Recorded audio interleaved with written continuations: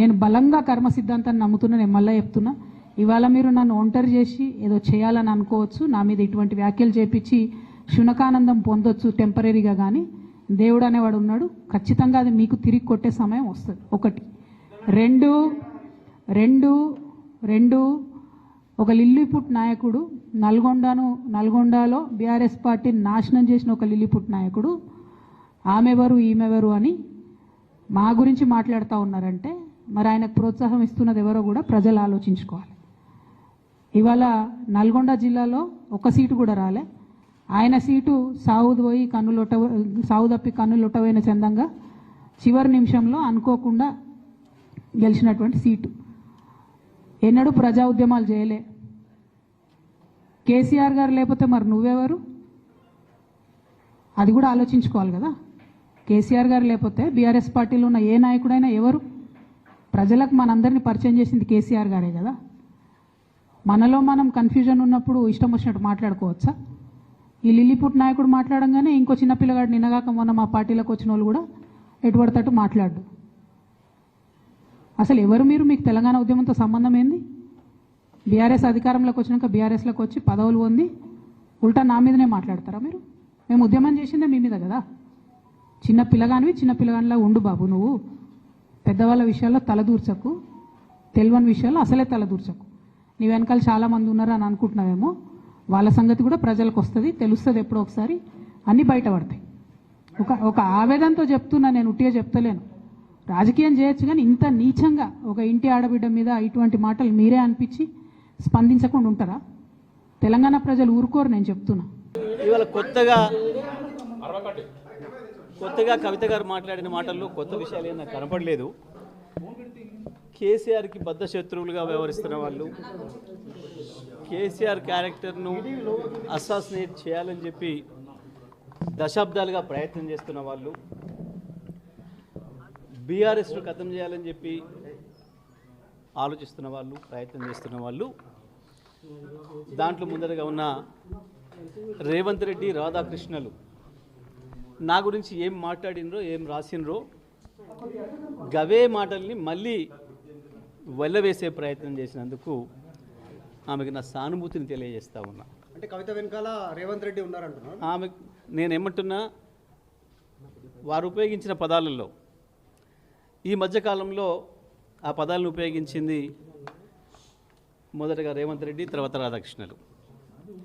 అదే పదాలని ఇవాళ మీరు వారి మాటల్లో చూశారు. మీకు స్పష్టంగా కనబడుతుంది కేసీఆర్ శత్రువుల చేతుల్లో వాళ్ళు మాట్లాడుతున్న ఆయుధాలని, వాళ్ళు మాట్లాడుతున్న మాటల్ని తను తీసుకుంటున్నందుకు, తను వల్లెవేస్తున్నందుకు, అవి వాడుతున్నందుకు నేను ఆమెకు సానుభూతి తెలియజేస్తా ఉన్నా.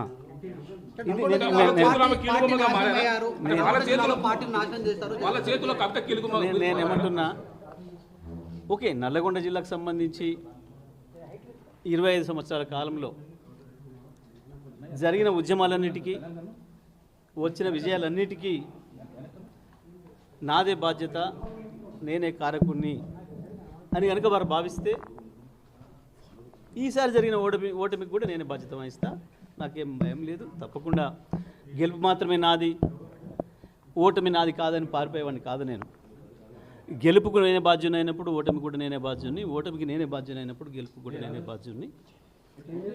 2001 నుంచి ఇప్పటి వరకు జరిగిన నల్గొండ జిల్లాలో జరిగిన ఉద్యమాలన్నిటికీ, గెలుపటంలన్నిటికీ నేను బాధ్యుని, అందులో నాకేం సందేహం లేదు. నేను ఒక్కరిని మాత్రమే కాదు. తప్పకుండా పార్టీ అనేది గొప్పది, పార్టీ అనేది పెద్దది. మన గెలుపోవటంలకు అన్నిటికీ పార్టీ ఉంటుంది తప్ప మనం వ్యక్తులుగా ఏదో చేస్తామని ఎవరు అనుకుంటే అది వాళ్ళ భ్రమ. కొంతమంది తమకు తాము ఎక్కువ ఊహించుకొని ఏదేదో అయిపోతారు. కానీ నేను అట్లా అయిపోను కాదు. నేను పార్టీ సైనికుడిని, పార్టీలో క్రమశిక్షణ గల సైనికుల్ని 25 ఏళ్ళుగా. ఆ విషయం కేసీఆర్ గారే ఎన్నో సందర్భాల్లో చెప్పాను, మీ అందరి సాక్షిగా. కాబట్టి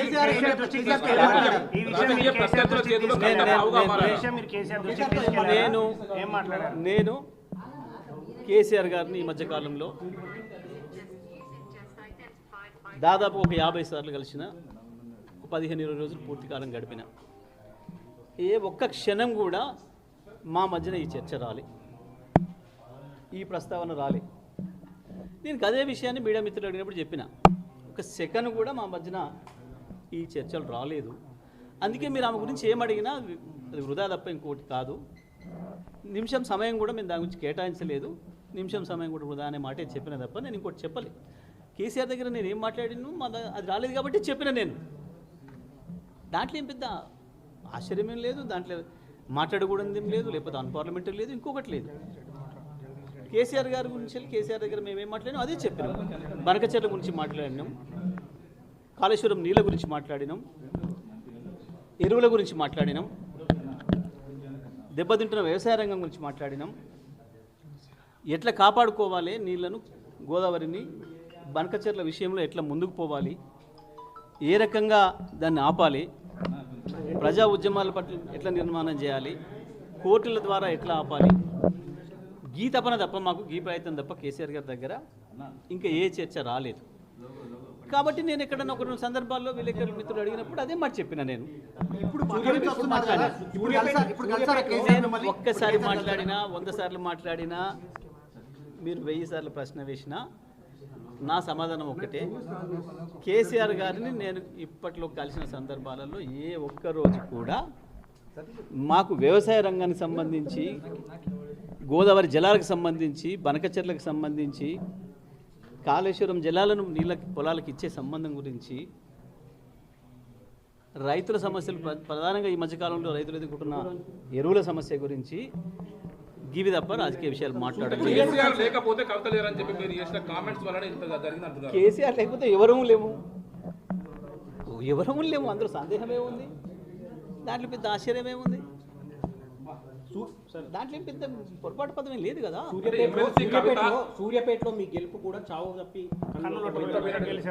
కావచ్చు, కొంతమంది అసలే గెలవలేదు కదా, దాని గురించి లేవుతారు మరి. అంటే రాజకీయ పద్ధతిలో పోయిందో ఏదో ఒకటి అయింది, గెలిచినా కదా, మరి అసలే ఓడిపోయిన గురించి అడగపోయారు మీరు, అది ఎందుకు జరిగింది అని. జగదీష్ రెడ్డి గారు ఒకవైపు రాజకీయ పద్ధతుల చేతిలో ఎమ్మెల్సీ కవిత పావుగా మారారా?